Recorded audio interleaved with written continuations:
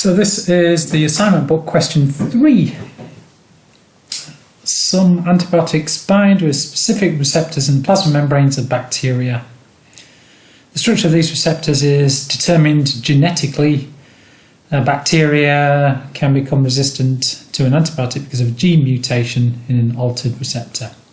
So really what we're taking from this is we've got mutations, and we're talking about genetics and resistance to an antibiotic. So as soon as you see that, you should be thinking this is natural selection in action. This is one of my examples of natural selection. You don't need to know all the theory there, but that's what you should be getting from that. And then we're saying explain how the resistance becomes widespread in the population. We started with just one. So this is natural selection, and we just need to go through the steps with this example. So we are starting off with, we've got use of the antibiotic.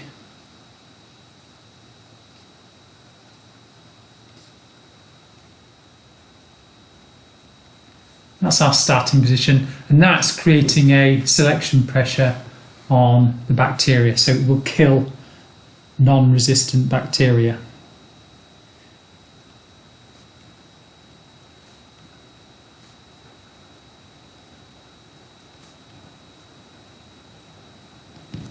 And this is a selection pressure.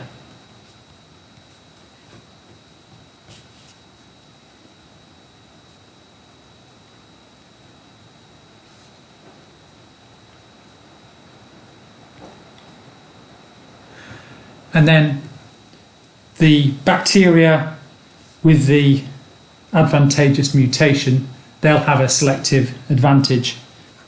So the bacteria with mutation, they have the resistance, they survive, they have the advantage.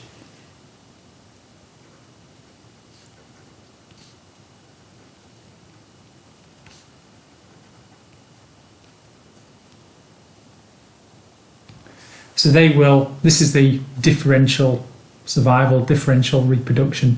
So they will reproduce more and pass on that advantageous allele. So they will reproduce more and pass on the advantageous allele. And then just going to move this up a bit. Then the frequency of that allele will increase in the next generations. So the frequency of that allele will increase in future generations.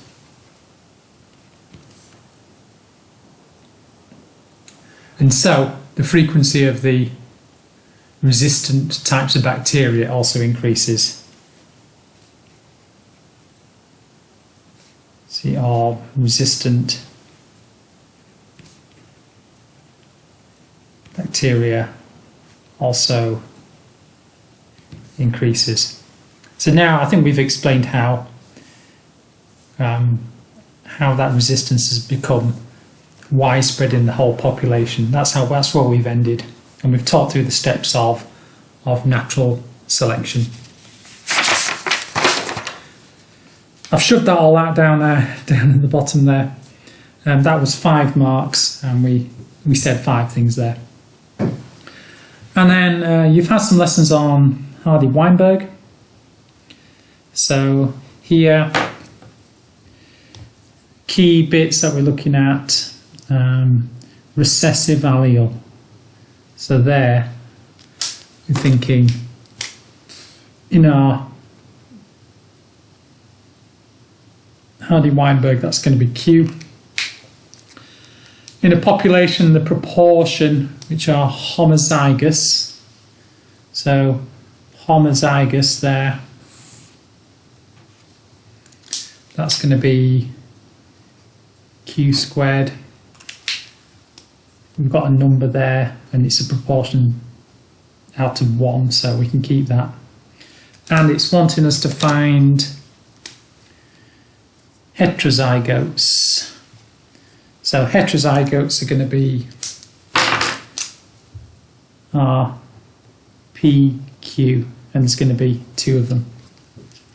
So let's just remind ourselves of our equations. We've got P and Q is 1, and also P squared plus 2PQ plus Q squared is 1. So those are our 2 equations. And in fact, in this question, they're going to give you a mark for that. Which one have we got already? We have got Q squared, which is this homozygous 0.01. So Q squared is equal to 0.01. And to find out our heterozygotes in the end, we're going to need P and Q.